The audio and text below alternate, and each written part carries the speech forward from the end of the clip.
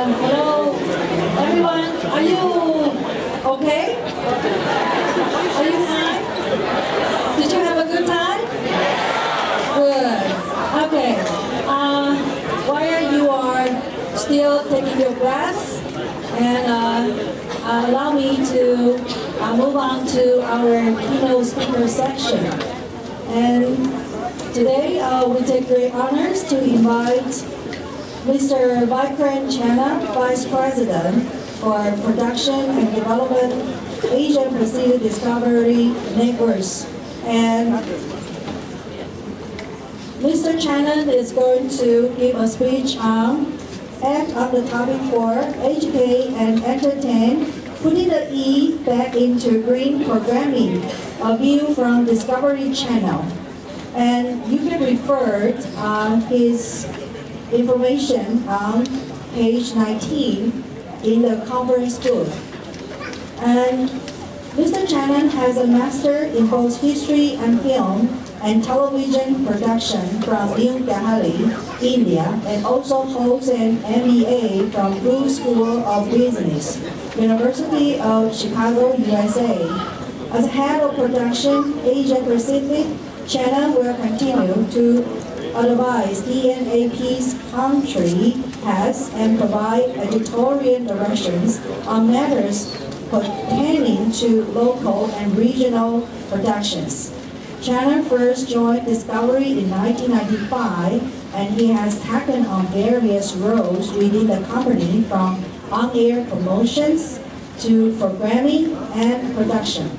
Together with his team, he executive produced over 500 documentaries, several of which earned accolades at events such as the Asia Television Awards, New World Festival, Omni Intermedia, and the Academy Awards.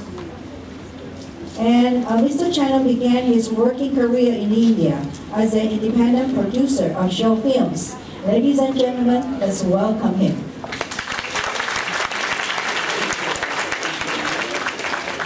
What a warm and wonderful welcome. Jawa, Taiwan. Konnichiwa, anasayo, hola, bonjour, morning, good day, salam alaikum.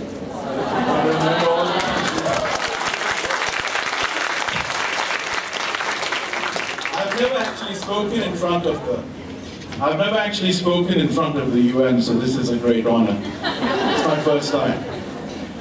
Speaking of the UN, I mean, the gathering in front of me is pretty much what we do at Discovery Channel, and I guess that's why iEARN invited us to share some of our views.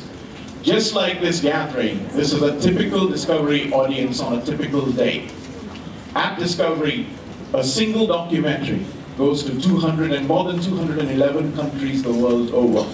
The theme of this particular conference, for which I've been invited, Green Life, Green Tech, Great Future, precisely faces communication challenge. It's a challenge of our times, how to communicate this idea across the different cultures that are gathered here, and how people here can be change agents, communicating that message to the ones they come in contact with in the normal course of your work. So at Discovery Channel, we have some understanding, expertise of making one size, one product fit all. This is completely counterintuitive to what business school will teach you, what business school taught me when I went to business school. Normally you talk about narrow casting, target audience, or you have to customize. But Discovery is a unique organization which worked out a communication strategy where one program works for more than 211 countries across multiple markets. And today, we thought we should share that expertise, those ideas, in relation to the theme of green tech, green life, and great future. Because some of the lessons we have may be something the educators and students around here might be able to use. But one word of caution, that is, we are a TV brand, and you guys use new media. So, we will share certain principles, but you might want to take them home, debate amongst yourselves, ask me questions later, but you may want to apply them uniquely, because we make television. and you're better placed to apply some of the principles we use, but I guess in a slightly different medium. I don't know if some of you remember the famous Canadian philosopher Marshall McLuhan. He said something wonderful in the 1950s. He said, medium is the message. So we have to always be alert to the medium to which we are programming and tailor-make our messaging accordingly. We make TV, so we share some of our secrets today with you about how to make great television in the context of green programming. Today, we will share some of the wonderful stuff we've done around green programming and how we approach it. We'll show you some tapes, and we'll be able to deconstruct the approach, and you'll be able to see the secret formula which underlies every film we make at Discovery Channel. So, without much further ado, let's refer to the most wonderful lion dance performance we saw. That was visual and energetic. It is exactly what Discovery Channel is about. That energy which you saw. It didn't matter which country you came from. It didn't matter at all. It was so powerful that it would reach out to all of you who've come from different corners of the world. We at Discovery are exactly like that lion dance, because we believe in image and we believe in energy.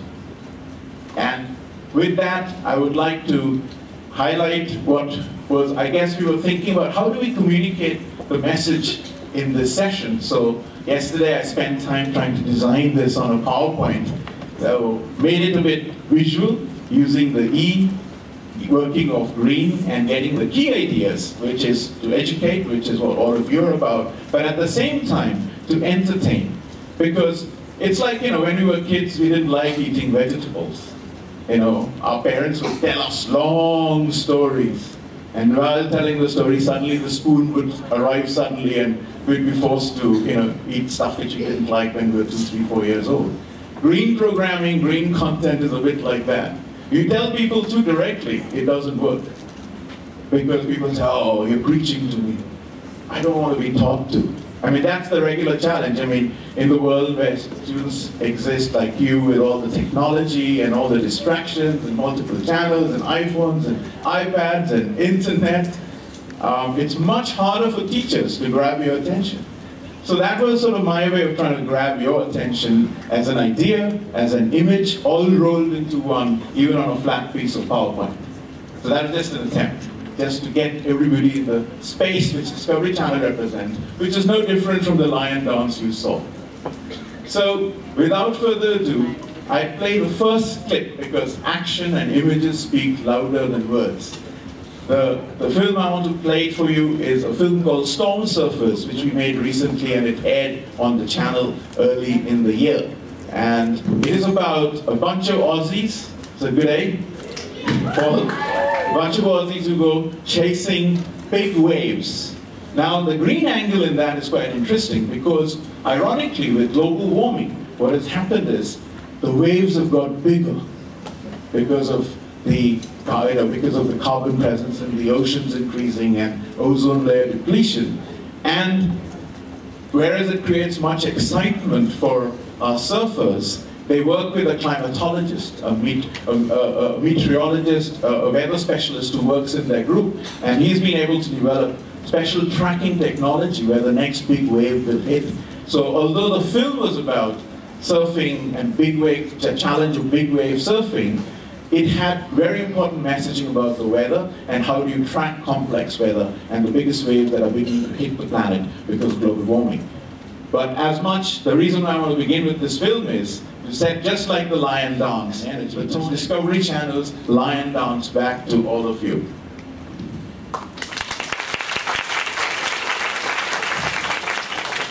And play the tape, first tape, please.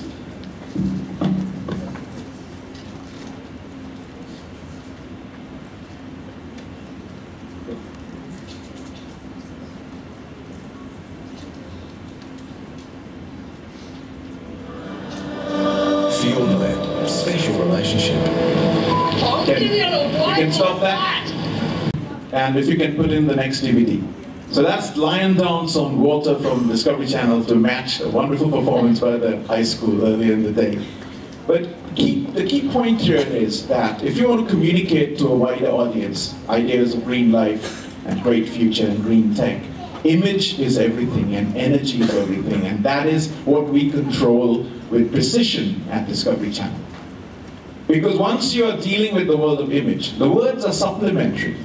Because no matter, even if you didn't understand English, it wouldn't matter. Because the images are leaping out literally like the waves in the film and reaching out to you. And that's a key idea which is absolutely imperative to understand in any kind of communication, and in particular something as critical and the times we're living in, of slowly helping all of us make a paradigm shift into green concepts. This film had the cost of $500,000 attached to it. It was expensive because of using helicopters and how far it was and all sorts of technology to make it come alive for you. The next film I'm going to show you is a wonderful film called Honey Hunters, and that was made on a tiny budget of $60,000 US as opposed to $500,000. But its impact is just the same. So it's not about money, it's about clarity. And the next film is actually about a bunch of honey hunters, a tribe of people from the northern state of Kedah in Malaysia, who hunt for honey in a traditional, eco-friendly way which sustains the environment, unlike the more modern ways which have come, which are disruptive. So disruptive that we probably ended up destroying bee populations all over the world. I'm sure some of you are aware of that crisis. But in Kedah, the old sustainable ways are alive. And this is a hard-working $60,000 project done by a young filmmaker as part of a young filmmaker initiative which Discovery does the world over, and to use that opportunity to train people to think green and think entertainment and to think education. Thanks all.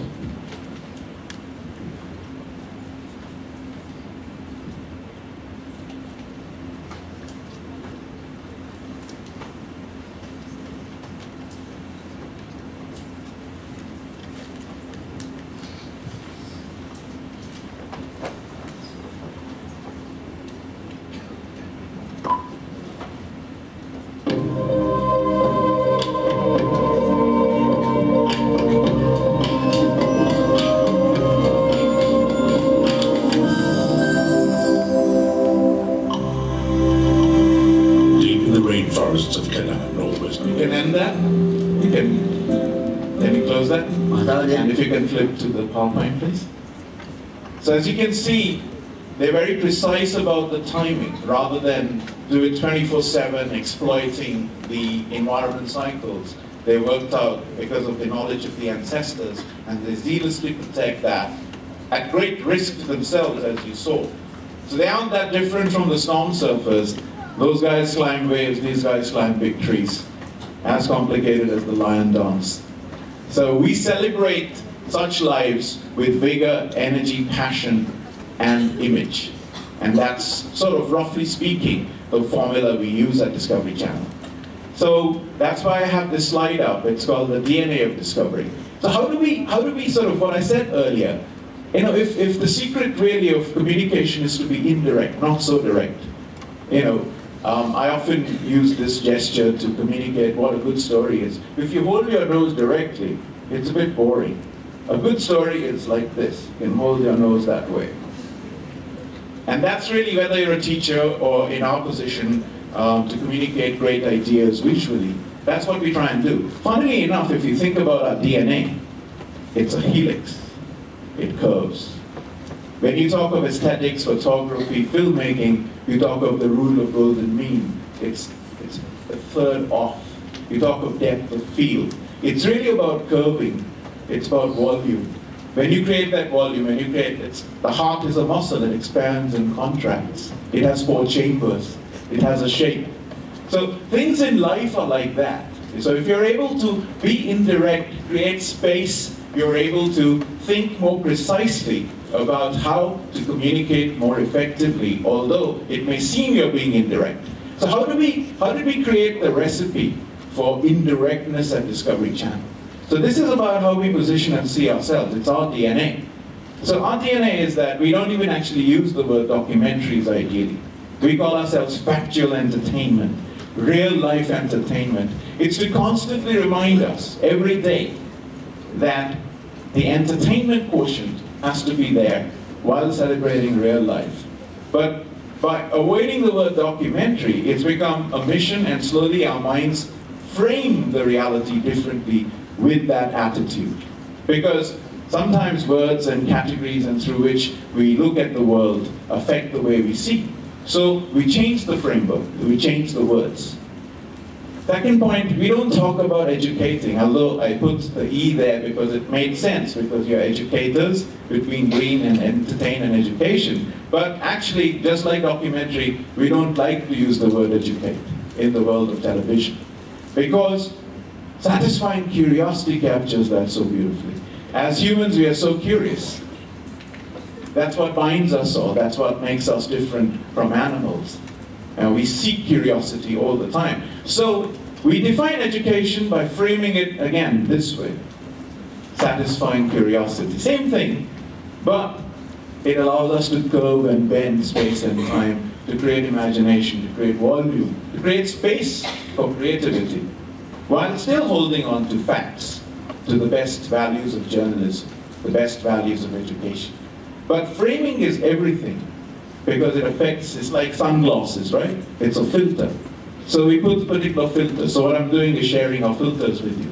And the goal, I guess, is that some of you can, it's not exact, and you may use them in your own way, in your own context, in your own medium. But these are principles which are very useful, because it's allowed Discovery to become this wonderfully successful, commercially successful documentary channel in the world.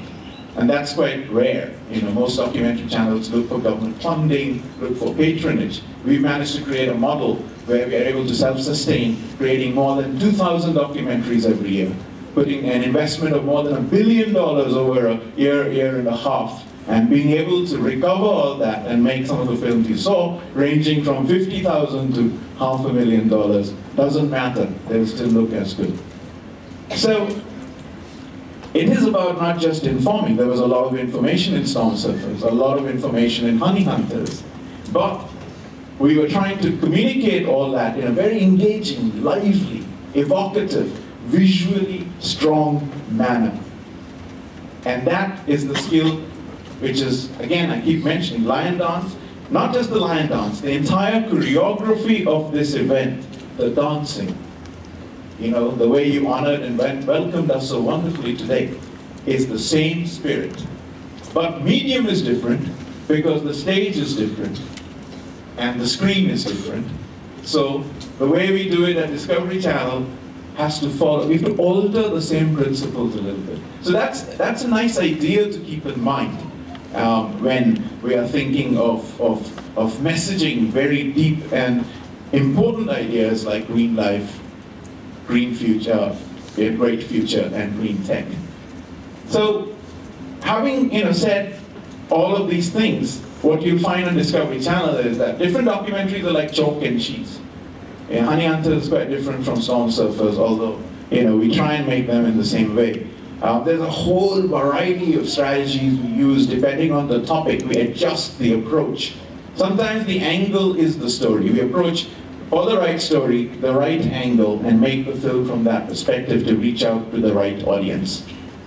And we apply the same logic to green content, because we are very, very aware talking directly about green is problematic, because people don't want to be preached to. And yet it is the most important message of our times. And it is a huge responsibility to be able to communicate that effectively. And with all of these strategies, what happens really for us is, as I said earlier and how we began, we end up, for a typical Discovery audience, an audience like this, the way in front of me, which is one size fits all, one product which works for multiple markets. Before we go on to the next slide, where I will get deeper into some of the principles we work with to make this one size fits all approach work for us, I'll play you another tape. This is from a series we created called Ecopolis. This series was about how cities today, which are under huge pressure because of population, energy crisis, being stretched for services. I mean, futures we're all living today. How and when and through what model can they change?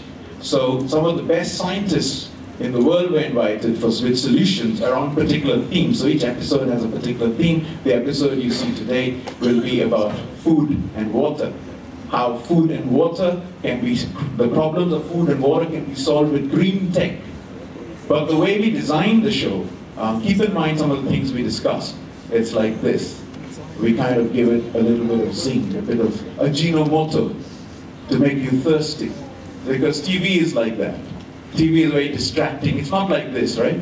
Because this is more like cinema, dark room, and I have your attention. But television, you got the remote in your hand. And we'll talk about that later. Medium is the message to adapt. So have a look at Ecopolis. And that was a great series for us. If you can, get the tape going. It was a great series for us because it was the first time a series we produced out of Asia was able to air in the US. We've done one-offs they've taken, but they were so happy with the idea and the quality of production that it ended up airing in the US. So actually, for the first time, we had a proper worldwide audience. Everybody saw it everywhere. So it was fantastic.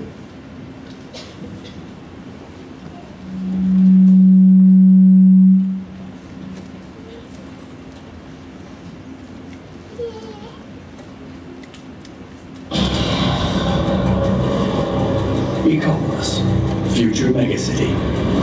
It's not a real place, but a possible blueprint for city life in 2050.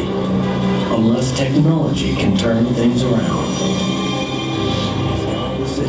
And realized the answer was staring him in the face. Endless patches of unused space on top of Singapore's high-rises. Lee thought, why not? So again, same principles. If you can get back to the PowerPoint. So again, we had six episodes, and what would happen is we made it like a game show. So Dan Cameron was part of Al Gore's Nobel Prize-winning team for the Inconvenient Truth Project. He chose one scientist from 4 in every episode, which would have the maximum impact if it was to be implemented today. And he did that across 5 episodes, across 5 themes: transportation, housing, energy. And then in the final episode, he was able to take the 5 winning scientists from the entire collection and then pick one, which if implemented today, would go on to have maximum impact. Therefore, aiding the theme of this particular conference of, green life, green tech, and great future. So we were able to use some of the techniques of game shows and Amazing Race and reality shows and bring them to something as sensitive as green topics, green content, and marry the two and get a very serious issue done in a very dramatic manner.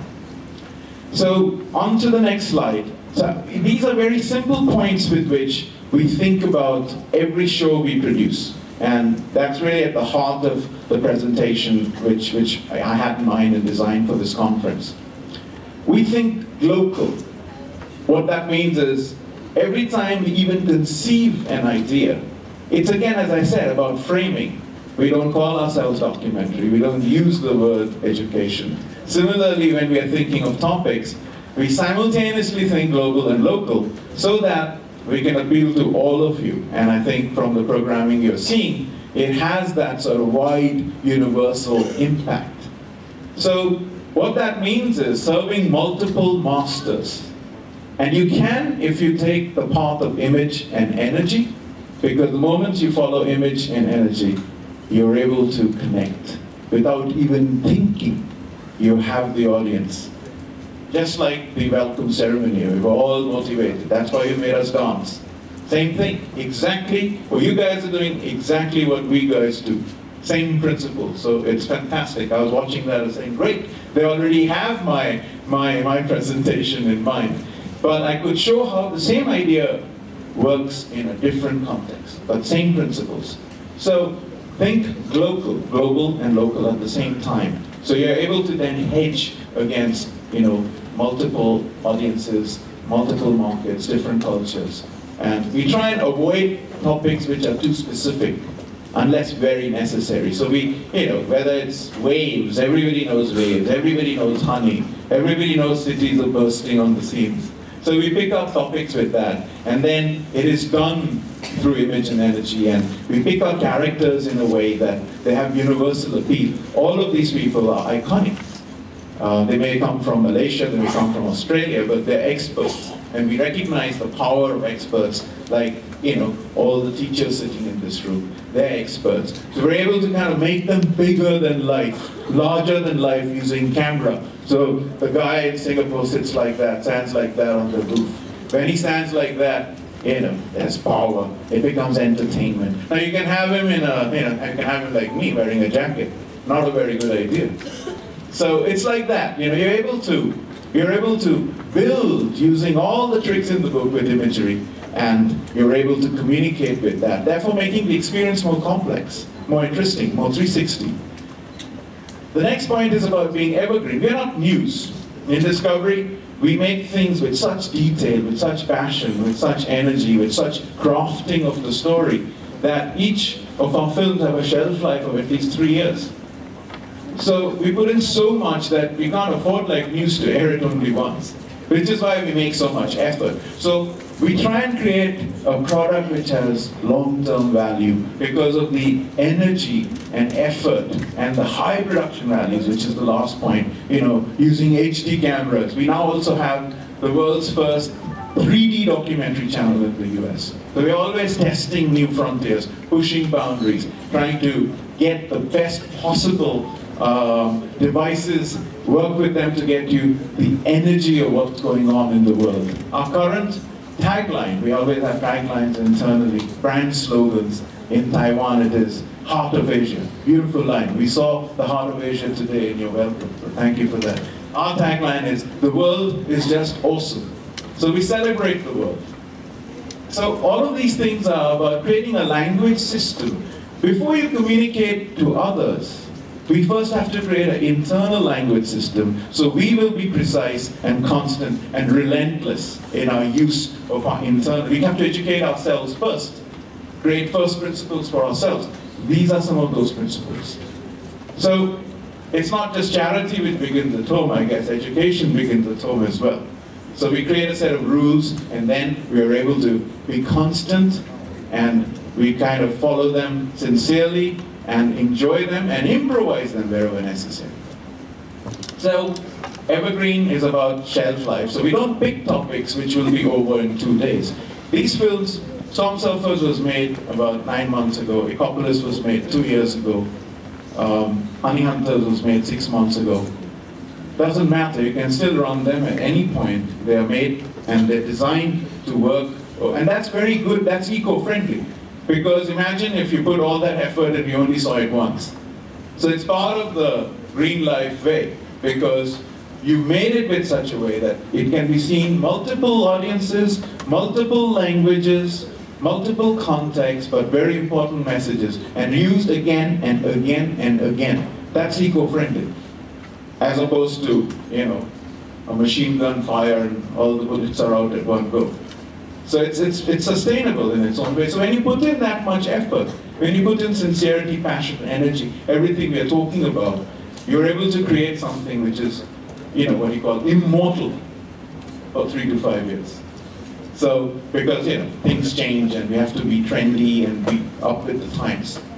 So, the next point is, we are about television. We talked about McLuhan's famous saying about medium is the message. We really believe in that. Because we don't make cinema. Because if we make cinema, the structure of the way we tell our stories will change. Cinema is like this.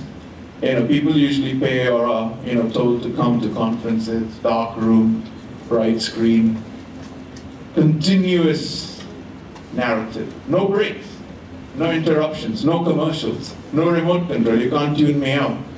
So I'm controlling you. That's cinema. But that's not the medium of television. It's the antithesis of cinema. Because, we all know how we watch TV, we love TV, but, it's in a living room, a family watches it together, you got grandma, you got kids, the doorbell rings, you're reading the newspaper, You hear something interesting, then you watch. So how do you structure for what you might call, in earthquake terms, plate tectonics? How do you build a house just like how you build fantastic structures in Taiwan, like Taipei 101? How do you build a firm structure on land which is very shaky? That's television. So, remembering it's TV, and we cater to surfing audiences, people with remotes in their hands, or students who have multiple distractions. You know, you might be listening to your lecture, but you have an iPod where you're listening to a song, you have an iPad, you might be on chat through your BBM messenger or SMSing. It's tough. Actually, it looks like, I would imagine, the atmosphere of education is not that different from television, perhaps, because of the way times have changed. Now, is that good or bad? We don't know, but it is. And in every situation, there is opportunity. So, life is about constant adaptation, and that's what we do at Discovery Channel. Constantly trying to stay ahead of our audience, making sure we can still deliver the balanced messaging that's necessary. And that's the next point. So we are a very interesting blend between what we call Hollywood and journalism. We are factual, we follow the facts like any good scientist or academic or good teacher. But at the same time, we borrow the storytelling elements of Hollywood. Any of the three examples you saw earlier carry that spirit of the drama. Oh my gosh, something's going to happen. Grabbing your attention is key. They all begin, boom. Someone's going to come and pick you up. And that's just simply the nature of television. I mean, if you don't get them in the beginning, then no one's going to stay. Our research shows if people stay for the first 5 minutes, they stay on to watch the entire 45-minute or 23-minute program. Because it's like a marriage, right? You agree to make the program your fiancé. I like you. 我爱你. 你是我心爱的人. That's what you say. So you have a arrangement with the TV program if the TV program is attractive. So it's not that different from wooing. TV is like that. Cinema, you turn up, you have to listen to me, you have no choice. So you have to keep that in mind. It's kind of fun, so we have to craft with that logic. So in the Hollywood versus journalism point, that balance is something which is critical, because I call it the story versus information debate. So when you do journalism, what you have is, in the way journalism is usually practiced, is the journalist is also out for a story. Everybody's looking for a story. Murdoch was looking for a story, now he's in big trouble. So the difference is that you can have story in information, or you can have information in story. I'm a great believer in framing things. What I learned by working for Discovery Channel for 16 years is framing is very important. So when you have, and it sounds a bit silly, but it's interesting that following that approach takes you in two different directions. So when you have a scenario where story is embedded in information, what happens is your journalist on television writes the story in words first. Blah, blah, blah, blah, blah, blah, blah, blah, blah, like radio. And then he goes looking for pictures, so he then chops them up, and slaps them on. That illustrative approach creates a particular kind of experience. It's not wrong or right, but because the shelf life in news is limited, therefore you have budgets which are limited, therefore you rely on words to really address a medium which is intrinsically visual. Therefore, the quality of experience is qualified a little. But we do the opposite. We do the writing last because we write with image. So we do what we call information in story. So information is blended, it's drip fed. So if you saw a Gotham 3D simulation, wow, Gotham, Batman is coming, the city is about to collapse. So that's the story purpose. The story and big wave, my gosh, it's going to kill you. Okay, no different from from, you know, the sheer impact of the lion dance we saw earlier. You know, we got, you know, you get the viewers that way. And then on the back of that, you're sliding in. It's like a good curveball if you're a baseball pitcher. You know, you curve the ball in. Just when, you know, the viewers least expect it. So it's this little game which you're playing with the viewers, which makes the whole process of making television. And I would imagine any form of communication for very difficult audiences which are distracted but need to be addressed, especially young people, you know, because, you know, how we are able to engage them is critical in the future. And Discovery's managed to kind of, you know, we skew very young people watch us. Youth watches us because we have the right balance. You know, we have the flair of MTV, but the depth which goes much further. We watch MTV a lot because it's important to watch MTV because that's how I'm able to sort of, you know, figure out some of you a little better. It's part of my job. So when my parents see me watching MTV, what are you doing? It's like, yeah, I'm just doing my job. So yeah, I mean, that's you know, high production values we spoke about. And if you can sort of move to the next video. The next video is on Taiwan. We created a really classy series a few years ago with the support of the Government Information Office. It's called Eco Taiwan. And the episode you will see is called Micro Innovations, Micro Inventions. It's about how normal Taiwanese people are taking the future in their own hands and coming up with small solutions on a daily basis, which is already making difference to people's lives. Not tomorrow, like in Ecopolis, now. So, the tape is quite interesting because it is in Mandarin. And I think it's wonderful to play that because for although those of you who don't understand Mandarin, it wouldn't matter. You'd still see the power of Discovery's imagery and still get a feel no matter what country you come from. And even if you're not fully following the words, the images will still successfully deliver the message.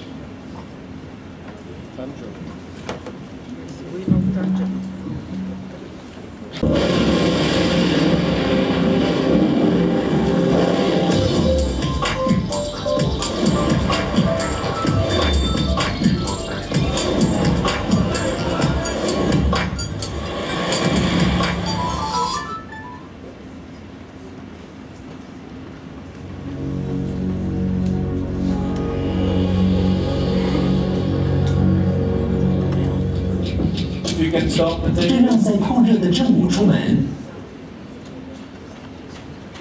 So yeah, I mean, I guess some of you might be, as they captured the innovative spirit of Taiwan. I'm sure some of you saw out there pretty much amongst us, amongst these students out here, improvising, which is a really wonderful Taiwanese quality to make a lot out of the opportunities that are at hand. So it was not just about eco-technology, it also showed us something wonderful about the Taiwanese spirit. That program was done by a Taiwanese company. We worked with them over 7-8 months with the support of the Government Information Office. It was done at about $80,000 US, but it competes with shows which are much higher in value, like the ones I've also shown you. So I'm sort of trying to mix it up between, you know, big budget versus medium budget, but it doesn't matter. I mean, our job is to make it fun. So this is sort of the final slide I have to share with you before I show you one final clip. This is what we call the discovery molecule. Every film we make has to pass through this filter.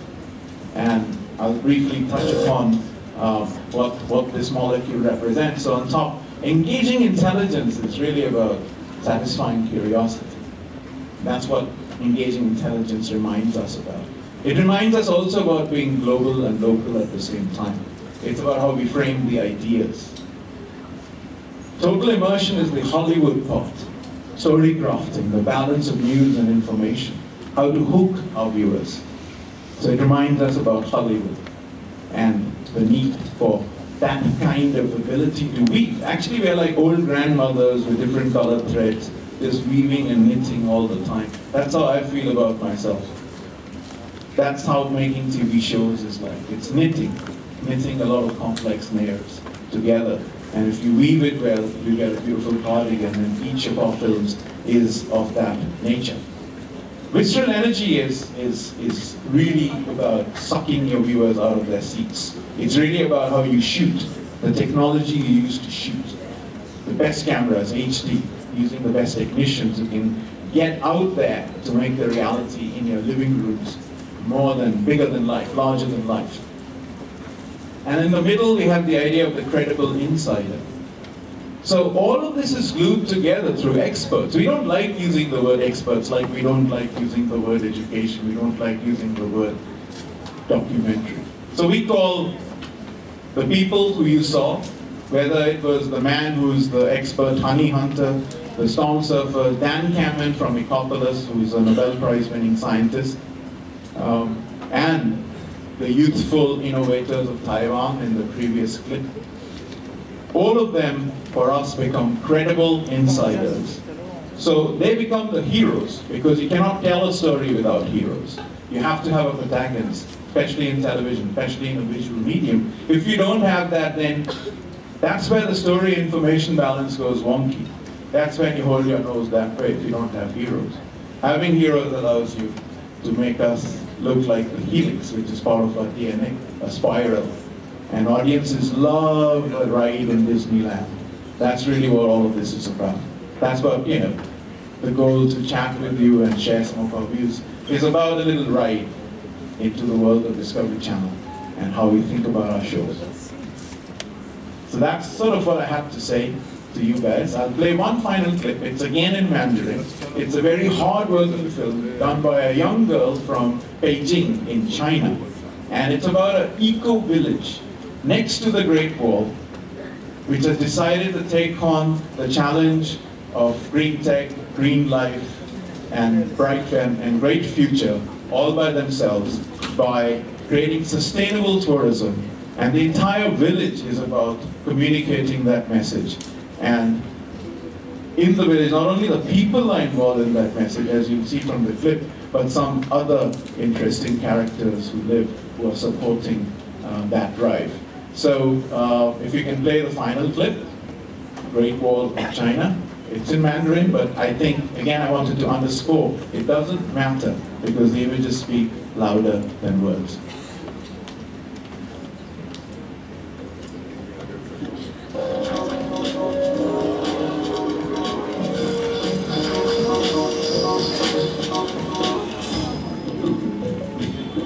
Beijing 的奥运纪念碑即将成为吸引游客的主要景点。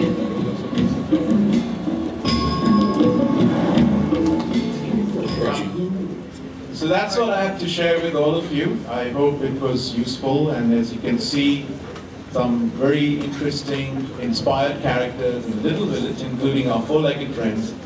And again, the same thing in the previous clip, which we showed from Taiwan. We didn't have to begin with a reenactment and set in the future, with Taipei and it's apocalyptic and everything is over. But all of those are just about having fun and making very difficult messages come softly and gently into our lives. So whenever we adopt them, they are ours.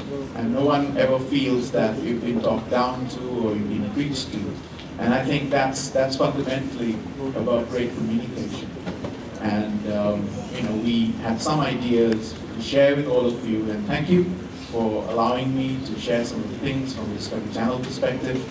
And of course, before I sign off and take some questions from you, if you have any, wanted to wish iEARN Taiwan great success on their 10th anniversary and for that really wonderful welcome. Thank you.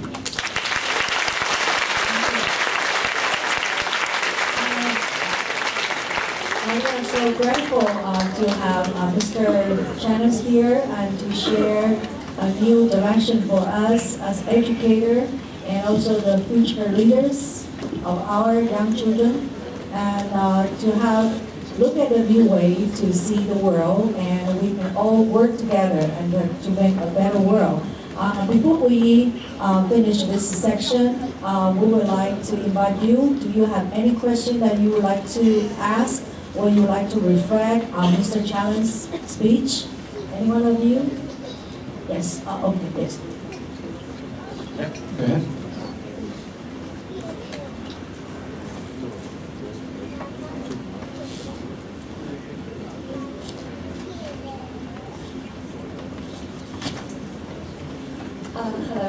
is Ivy here from San Francisco. I have a question about, it's a great, first of all, it's very, very great insight of the presentation. Thank you. Get into the Vikram Channa. As an educator, I have a question, what's your advice for classroom teaching? For example, like today we have the innovation of smart board.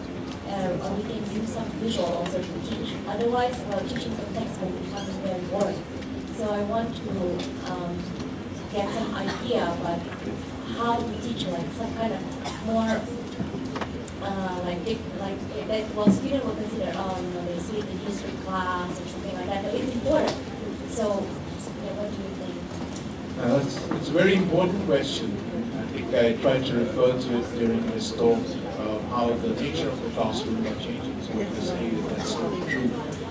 I think, in my experience, somehow using the visual medium forces us to open different parts of our brain. Because images are like music. Words follow a different kind of paradigm, different kind of logic. They tend to be more linear. But images are much visuals. They follow the same logic as music. We kind of feel it's right. And we start using different parts of our brain. The way we conceptualize, the way we think changes when we think image. And once we kind of create a particular imagery with a group of people, as you have in classrooms, you're able to create common reference points. And everybody then there can be discrepancy in words, but when you see the same thing, you're able to come closer, both in terms of feeling and emotions as well. That's why images are so powerful, and music with images are even more powerful. That's why we go to see movies. That's the main reason. So I think, this is again my personal view, and we did try a very interesting project a few years ago at Discovery Channel as well, when we worked and partnered with Nokia, because Nokia was able to marry visual recording technology in the N-series phones. So we created a young filmmaker initiative called Mobile Filmmaking. Because you can now edit and shoot using mobile phones. So actually the technology is within your grasp.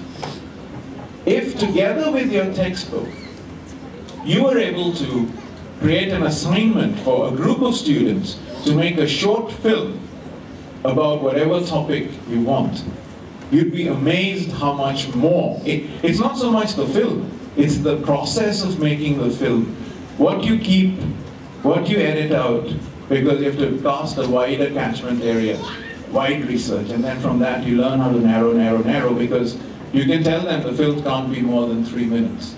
So it forces the discipline of trying to condense complex information, but not just in words, but in images. So you're forced to think about symbolism, or the discipline of what is called semiotics, because images have meaning, and they mean different things to different people, but yet you're trying to harmonize all of that. So I think creating student projects where accessible technology, like simply the fact that you have cameras on phones and editing software on phones, you can, as a supplement to whatever topic you're trying to communicate, history or science, ask your students to put together a small film, because it doesn't cost you anything. You know, if you can do 3 minutes properly, eventually you can do 45 minutes properly. And you're getting students to think from different parts of their brain, and it's a lot of fun anyway, trying to make a film. Everybody loves to make a film. So I think it's about incorporating very accessible visual technologies, which, simply, they're using the phone to SMS. So you guys can easily make a film as well if some of you have a camera in it. I used to talk about a simple technique of teaching yourself filmmaking. So you have a record and a pause function, right? In the phone, in any video camera or mobile camera. So what you do is conceive an idea, the tree in my backyard. Then go with your mobile phone, and you know how film is, it's about long shot, close up, cutaway, basic vocabulary. So make a short film worth 1 minute about the tree in your backyard by simply record, pause, record, pause, record, pause, record, pause. So you've got 6 shots. A story with a beginning, a middle, and an end. Think about it. What's a dramatic end? What's a dramatic beginning? How do I give the tree? You know, you saw the trees in the honey hunters. We call them giants. That's like, you know, giving them a personality. Then, reconceive the same film. After you shot one version, do 3 other versions. Do a comedic version. Do a musical version. Right? You can make 5 films of 1 minute on the same topic called The Tree in My Backyard, just by record, pause, by reframing your camera angle and mixing it up. That's how simple it is. And then play all 5 films together. And you will find one film somehow feels nicer. Because it's intuitive. Because it's about musical rhythms. And then later, you know, with someone who understands images better, you can figure out why was film 4 and film 2 better than film 1, 3, and 5. Because the rhythm was right, it was more clear, many things came together. But you learned it accidentally, that's fine. The best things are learned accidentally in life when we are not putting pressure on ourselves. When we are in what the Chinese call Kong, empty, to receive.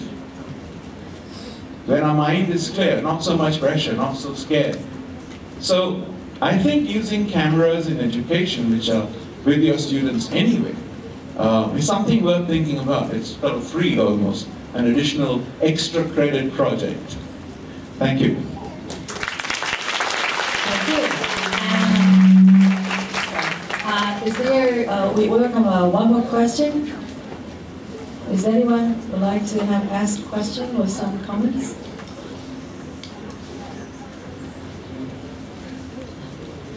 Well, I think that everybody is satisfied, and we look forward to meeting Mr. Channa in some other places. And let's give him a big hand and thank you for his sharing.